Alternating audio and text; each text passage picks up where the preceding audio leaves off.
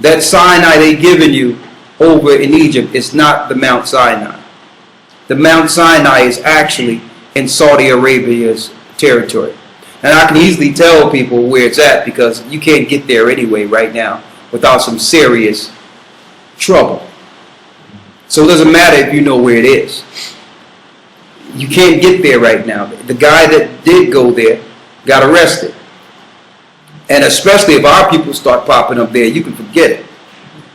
But what's going to happen with the destruction that's coming on the earth, the Most High is going to break the armies. There's going to be so much chaos within the Middle East that it's not even going to be about securing borders anymore. And that's when the Most High is going to start guiding our people in the same areas and will be protected. The same pillars are there, the same palm trees are there. Everything is still there that the Bible said in its exact order. And that's where we'll be. And once the number get there, because the Most High is going to gather Israel from different quarters of the earth, and he's using these destructions to do it. Once we're there, then the Most High, the ark is going to be revealed, and then we're going to be closed off from the rest of the earth. The other nations going to recognize the power at the same mount and everything, and realize that we're there. That all they've used to keep us divided is for naught, because now we are learning again. We're coming together again. We're learning to coexist without influence, without them at all. And that's when they're going to stop fighting each other and come to try to attack us. And it's going to be total curtains for them from that point. Okay? But that's what's going on in chronological order. But I wanted to read how we were going to get there. Read. Verse 6. Ho, ho. Ho, ho. Come forth and flee from the land of the north. Come forth and flee from the land of the north. Read. Saith the Most High Ahia. Saith the Most High. So what he's telling us is, be ready to get on foot. Get ready to leave. Get ready. Don't look for someone to try to move you someplace or do something. Be prepared. Read. For I have spread you abroad as the four winds of the heavens, saith the Lord, the Most High Ahia. Because the curse of Deuteronomy, the 28th chapter, the 64th verse, is that he would scatter us throughout the four corners of the earth, and in those lands we would learn other religions. We would serve wood and stone. But now he's telling us, begin to think about, it's time to start coming back now. That curse is off of us now. He's taking the religions from us. Right? Read. Verse 7. Deliver thyself, O Zion. Deliver thyself, O Zion. That dwellest with the daughter of Babylon. That dwelleth with the daughter of Babylon. That's crystal clear. And when we are moved into that particular area that I spoke of earlier, eventually the Most High is going to close us off. And he's going to judge us and deal with us face to face. Face to face, it's like he dealt with us in the wilderness. And our actions in the wilderness will determine if we go into Israel. Because that will be the last purging. The Bible says that there was one guy that decided that he wanted to eat swine's flesh under a tree in the wilderness. While we're in the wilderness, it tells us about that. And the Most High said, kill this guy. That's how we're going to be getting judged immediately. Some of us are going to be just found based on our sins. And it's not going to be no room for anything in the wilderness. No room for nothing. Right? Adverse to the Most High. No room for any adversity. Right? So while I'm on that, since we're speaking about Babylon, let's go to Jeremiah.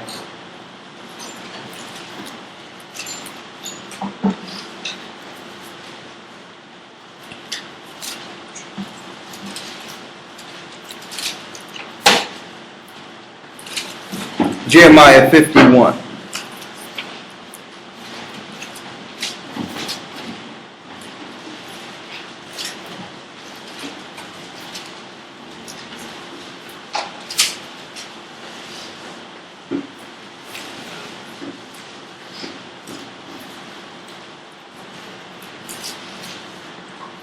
Jeremiah chapter 51 verse 1.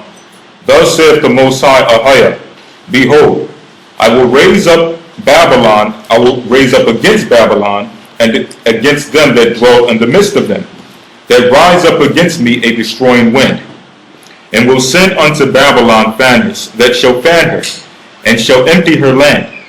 For in the day of trouble they shall be against her round about. Against him that and shall what? and will send unto Babylon fanners that shall fan her.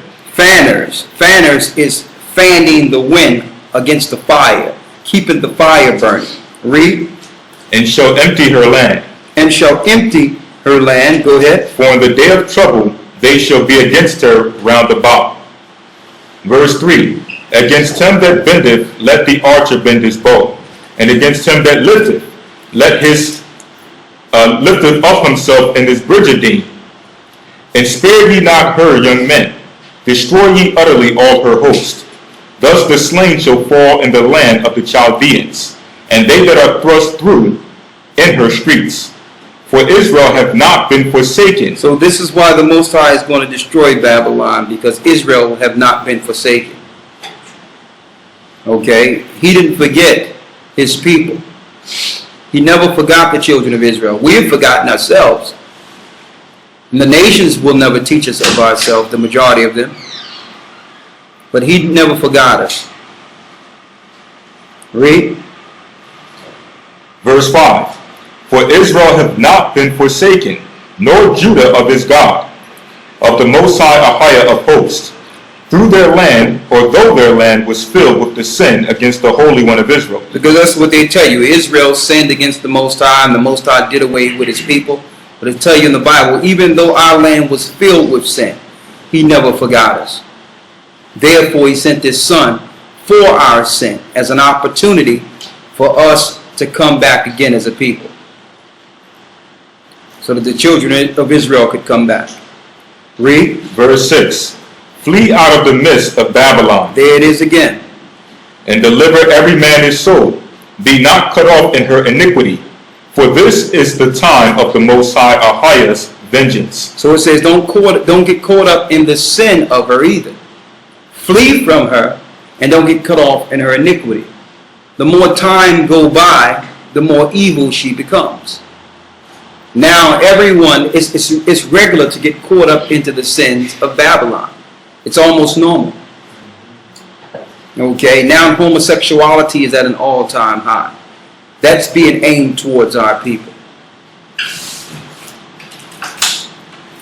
Pedophilia, you name it, being aimed towards our people. The separations of communities are being aimed towards our people. So that we won't have no sense of culture, and now we're open prey for Babylon to be our teacher. Read.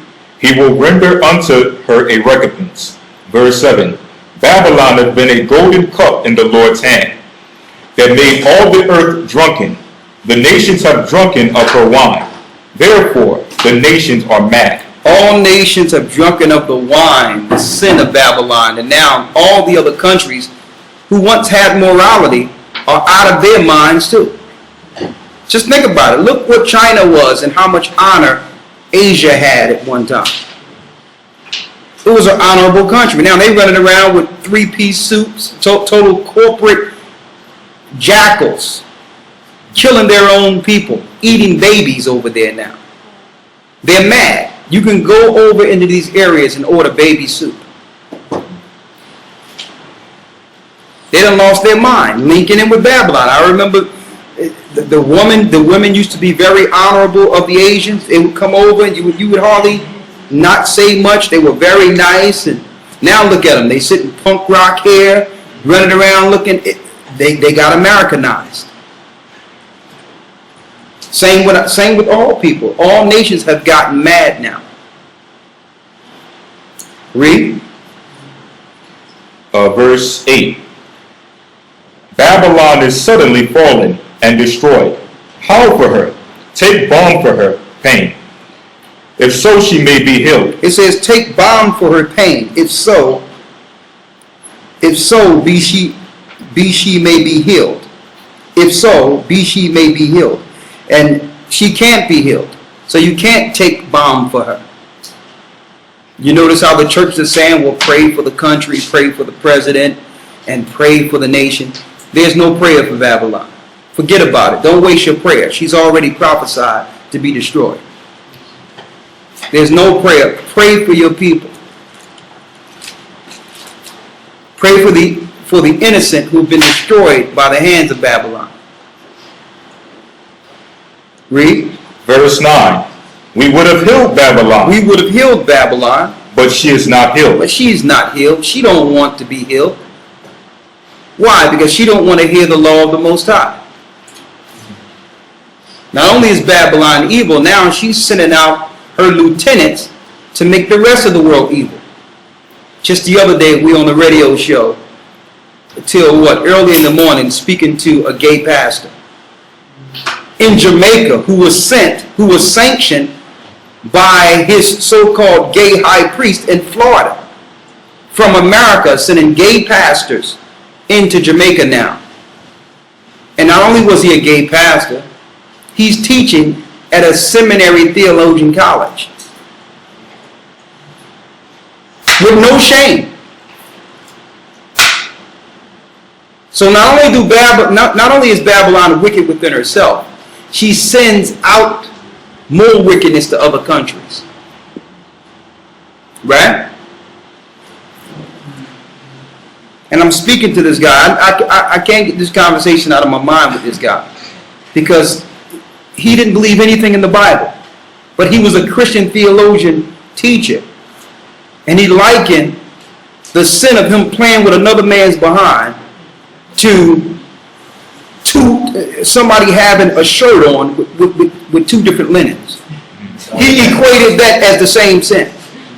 Huh? Yeah. It's no different than eating pork to him. And see, but people laugh, but this is the truth.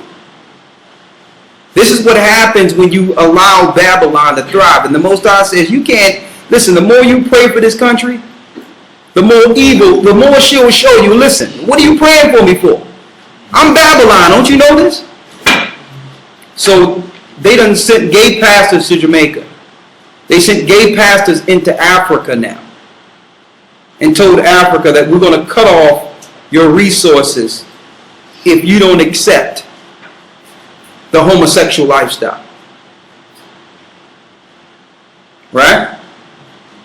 This is where we are. Finish reading. Jeremiah chapter 59, verse 9. Go ahead. We would have healed Babylon, We would have healed Babylon. but she is not healed. Forsake her. Forsake her. The Most High says, don't even think about her. Forsake her. Get away from her. Why? There's no possible way you can be amongst her and not be influenced. It's the peer pressure of just being a satanic Babylonian within the country. It's pressure from every place. You got to look a certain type of way. You have to dress a certain type of way. You have to be with the in crowd. You have to go out on Friday nights and party sometimes. You will get caught up in some area of Babylon. In that mindset, right? Finish reading. For her judgment reacheth unto heaven, For her judgment reacheth unto heaven, and is lifted up even to the skies. and is lifted up even to the skies. She's out in space now. Sending her satellites out, her weapons. We have an interview coming up on the next radio show of a guy who actually worked with the military dealing with the satellites. And he says the majority of satellites have nuclear capability, nuclear heads to them. And he said he's seen one of our lessons and realized what was going on and quit the job because he knew that what they were putting the weapons out in space for. Just spoke with him a couple of days ago. He's going to come on and speak, and he worked inside high in the military. Okay? Why would you have nuclear warheads on satellites out in space?